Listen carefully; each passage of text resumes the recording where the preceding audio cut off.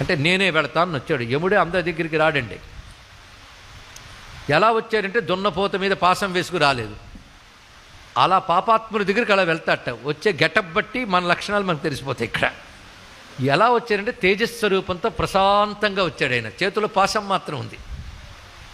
ఆ వచ్చినప్పుడు ఒక్కసారి మార్కండేయుడు చూసి నమస్కారం చేశాడు. ఇక్కడ ఓహో నీకు కనబడ్డానా అన్నాడు. ఇక్కడ అందరికి కనబడ్డు. అంటే నీ తపస్సు చాలా గొప్పది కనుక నీకు కనబడ్డాను. సరిగ్గా నీ ఆయువు ఈ క్షణంతో అవుతున్నది. నేను తీసుకెళ్ళిపోవడానికి వచ్చిన యముణ్ణి నేను. అంటే నా ఆయువు మీద, నా శరీరం మీద శివుడికే అధికారం ఉంది, నాకు లేదు, నీకు లేదన్నాడండి. అది గొప్ప భక్తి అండి. ఇక్కడ భక్తి వచ్చేటప్పటికి తన మీద తనకే అధీనం ఉండదు. సర్వం శివాధీనం అనుకునేవాడే భక్తుడు. వాడికి దేహాభిమానం కూడా ఉండదు. ఈ దేహం శివునిది, అది ఆయన కైంకర్యానికి వినియోగించాను. ఈ ఆత్మ శివుడిది. ఆ భావం